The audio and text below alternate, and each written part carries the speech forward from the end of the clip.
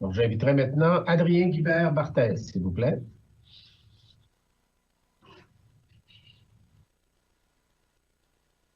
Alors, M. Guibert-Barthès.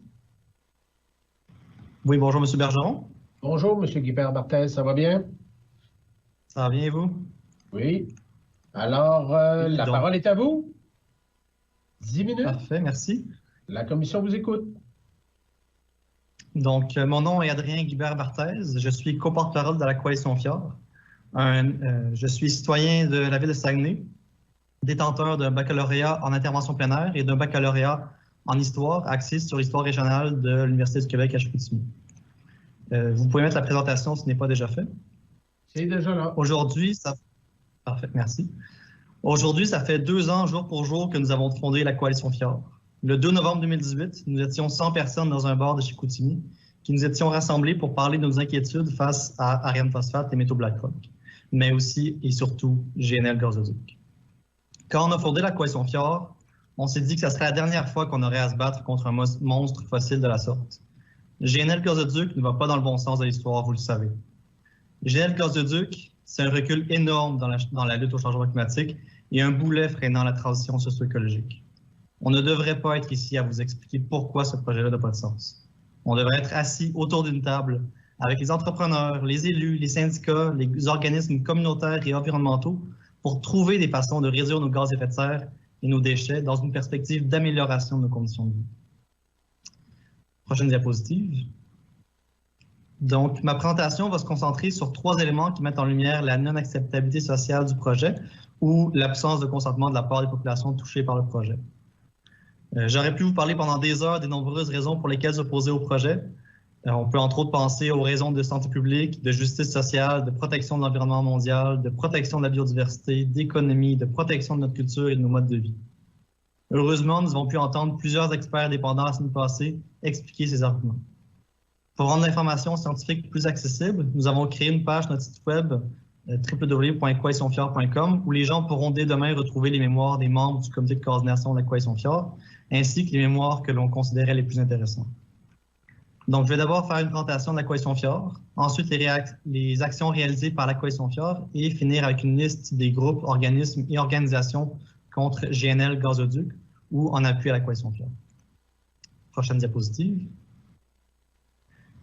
La Coalition Fjord, c'est un organisme citoyen formé à 99% de bénévoles. Nous fonctionnons en essayant de respecter les principes de démocratie directe et de participation volontaire des gens.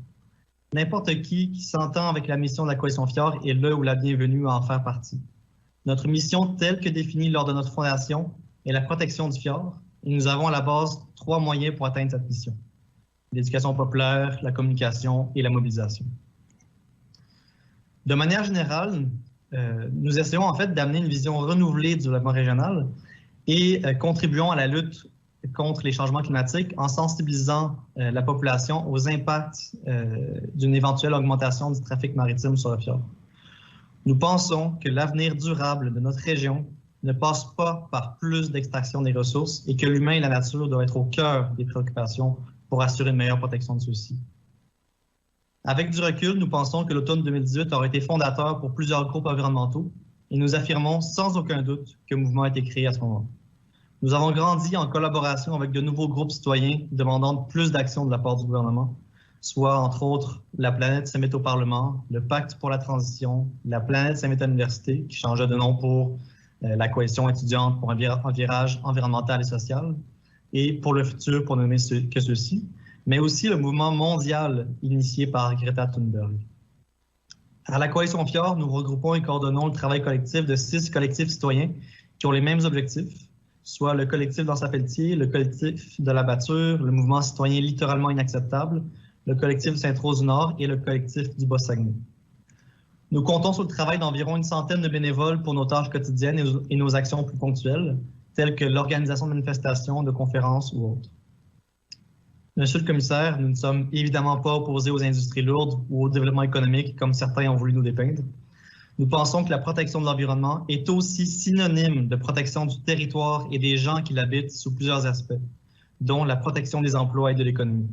Protéger l'environnement, c'est aussi protéger l'économie. Prochaine diapositive. Entre le moment où cette présentation a été déposée, le 22 octobre et aujourd'hui, j'ai le plaisir de vous annoncer qu'on a augmenté de 2000 personnes. Donc, la pétition a continué d'augmenter et nous sommes maintenant rendus à 89 000 signataires. La pétition a d'abord été lancée en collaboration avec Action Boréale, un organisme citoyen de protection de l'environnement en Abitibi qui s'inquiète aussi des impacts du côté du gazoduc. Et la pétition a depuis été relayée à l'échelle du pays étant donné les enjeux qu'elle soulève. Les gens peuvent encore la signer à l'adresse www.non-gnl-québec.com. Prochaine diapositive. John Ronald Reuel Tolkien écrivait ces lignes dans un livre que vous avez probablement déjà lu. There is good in this world, Mr. Frodo, and it's worth fighting for. Depuis notre fondation, nous avons organisé plusieurs actions. Une semaine après notre fondation, nous étions 300 dans les rues pour manifester contre l'autorisation par la ministre McKenna de la construction du 3e port industriel sur le Saguenay pour la minière Arène Phosphate. Nous avons organisé depuis 7 autres manifestations, la plupart du temps avec les associations étudiantes de la région, mais aussi en Abitibi sur la rivière Aricana avec les groupes citoyens d'Abitibi. Afin de comprendre et d'être directement en contact avec les préoccupations et opinions des gens, nous avons organisé 15 assemblées citoyennes à travers tout le Saguenay-Lac-Saint-Jean et la Haute-Côte-Nord. Ces assemblées ont réuni de 15 à 100 personnes en fonction des objectifs et des villages. Étant donné les nombreuses consultations et la complexité de celles-ci, nous avons aussi incité la participation citoyenne en organisant des ateliers d'écriture où les gens pouvaient nous poser des questions sur les processus, mais aussi réseauter entre eux. Et pour finir sur nos actions, nous avons aussi organisé ou présenté lors de 17 conférences pour parler des impacts du projet et notre point de vue citoyen sur le sujet. Vous retrouvez dans notre mémoire une revue de l'actualité pour différentes de nos actions et autres. Prochaine diapositive. Nous avons tenté une liste sommaire, mais non exhaustive, des groupes ayant pris position contre GNL Gazoduc ou nous ayant donné leur appui. Prochaine diapositive.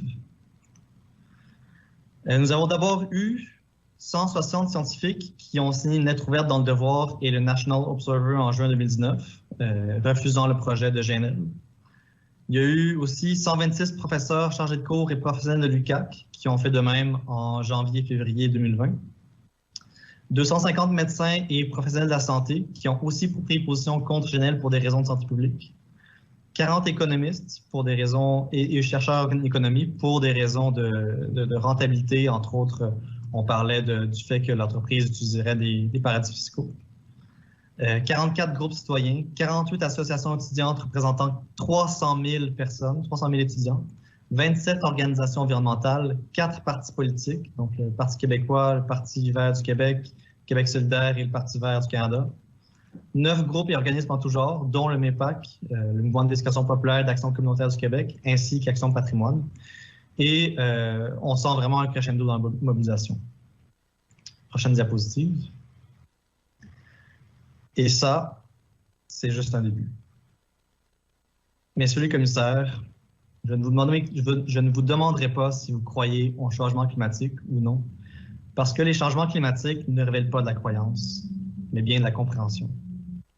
Les changements climatiques sont réels, concrets et scientifiquement prouvés, et il en va de même pour le rôle du méthane dans les réchauffements climatiques. C'est scientifiquement complètement faux de dire que le gaz naturel, le méthane, est une solution de transition. Si le gouvernement donne son accord au projet, il faut qu'il s'attende à une levée de bouclier énorme. C'est une promesse qu'on vous fait aujourd'hui. La mobilisation ne va pas s'arrêter si le gouvernement donne son accord, bien au contraire. La mobilisation va s'enflammer comme jamais. Je voudrais terminer ma présentation en m'adressant non pas à la Commission, mais aux personnes qui la regardent en ce moment. Nous traversons une crise, la crise sanitaire, qui semble insurmontable. Nous savons qu'il y a de plus en plus de chances que d'autres épidémies mondiales nous frappent dans les prochaines décennies en raison de la crise climatique. Mais je sais que nous allons passer à travers la COVID-19 et que nous allons survivre. Et parce que nous allons passer à travers cette crise, je sais que nous allons être capables de faire face à l'urgence climatique. Je sais que nous allons réussir à faire tomber le projet de GNL Gazoduc.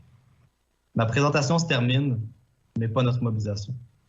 Ensemble, c'est bien connu, nous sommes plus forts.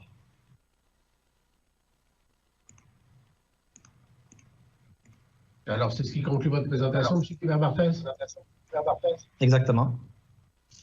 Alors, je vous remercie d'avoir partagé votre opinion avec nous. Non, il n'y a pas de question. Alors, merci, M. Guibert-Marthez, de votre contribution à nos travaux. Nous vous souhaitons une bonne fin de soirée. Merci à vous. Merci. Bonne soirée.